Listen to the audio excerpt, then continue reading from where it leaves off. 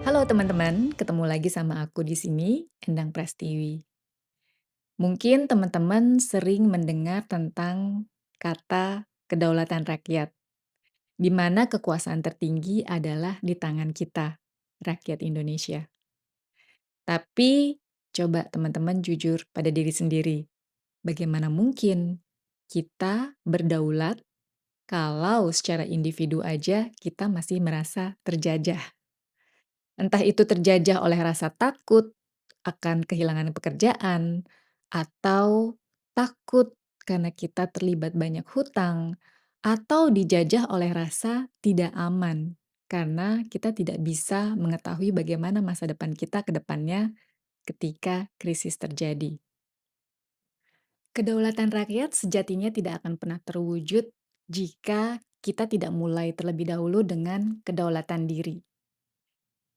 Nah, kalau di video sebelumnya kita sudah belajar tentang bagaimana cara meningkatkan standar hidup kita atau raising the bar, dan kita juga sudah belajar bagaimana cara memenangkan persaingan dengan stacking skills atau menumpuk keahlian.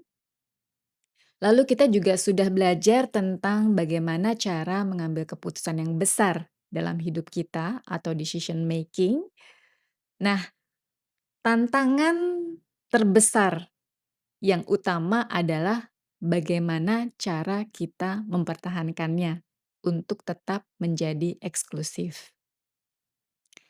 Jadi teman-teman mungkin sering lihat banyak orang yang berhasil sukses dalam hidupnya satu kali, tapi hanya sedikit orang yang bisa mempertahankannya.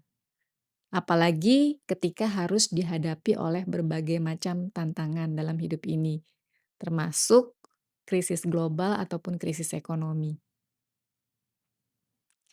Itulah kenapa kita butuh yang namanya 5 kedaulatan diri, atau aku menyebutnya pancakarsa. Yang pertama, yaitu karsa energi atau penguasaan terhadap energi. Nah, teman-teman sering dengar kan, negara kita aja butuh energi yang sedemikian besarnya untuk bisa bersaing dengan negara lain. Sama, kita juga begitu. Jadi kalau kita sudah punya mimpi yang besar, sudah punya keinginan yang kuat dan sudah memutuskan hal yang besar dalam hidup kita, tapi kita tidak punya energinya untuk mencapai ke sana, ujung-ujungnya kita akan kalah. Jadi energi itu bisa didapatkan dari kesehatan diri kita, kesehatan badan kita. Karena badan kita adalah mesin yang akan mengantarkan kita untuk mencapai mimpi-mimpi kita.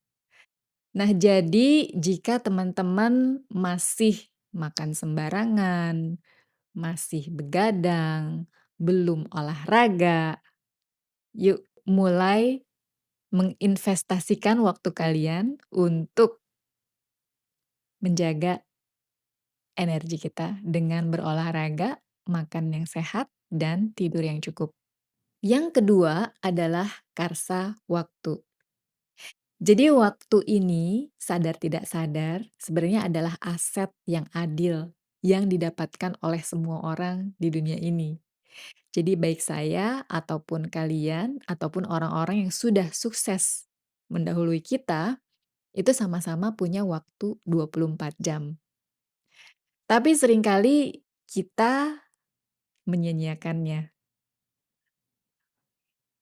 Ya, padahal aset ini tidak akan pernah bisa kembali lagi. Jadi kalau waktu itu sudah lewat, nggak mungkin kita bisa ambil lagi. Kita nggak bisa balik lagi ke masa lalu kan.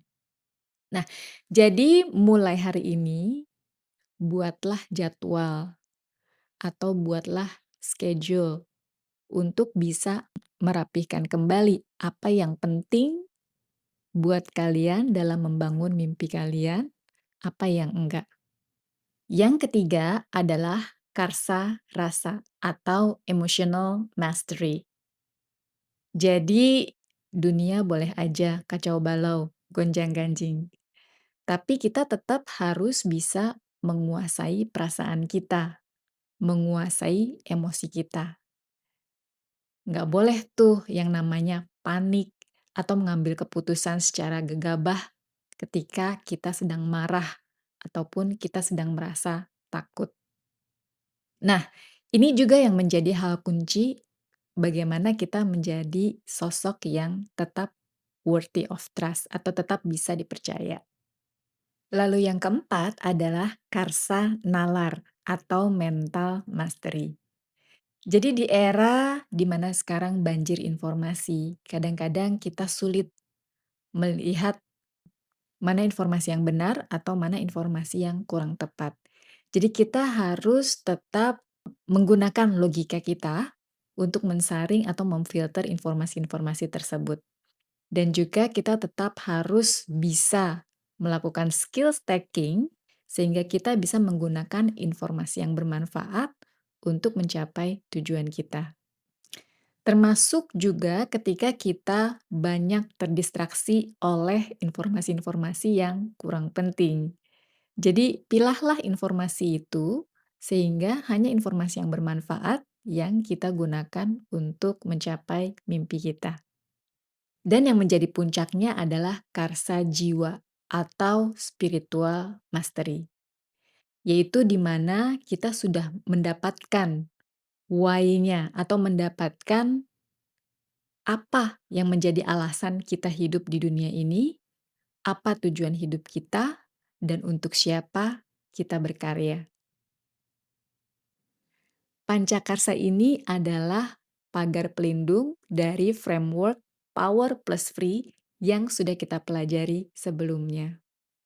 Jadi ini adalah wujud nyata bagaimana kita sebagai masyarakat Indonesia bisa berdaulat atas diri sendiri sehingga pada akhirnya kita menjadi powerful, mandiri, dan berdaya.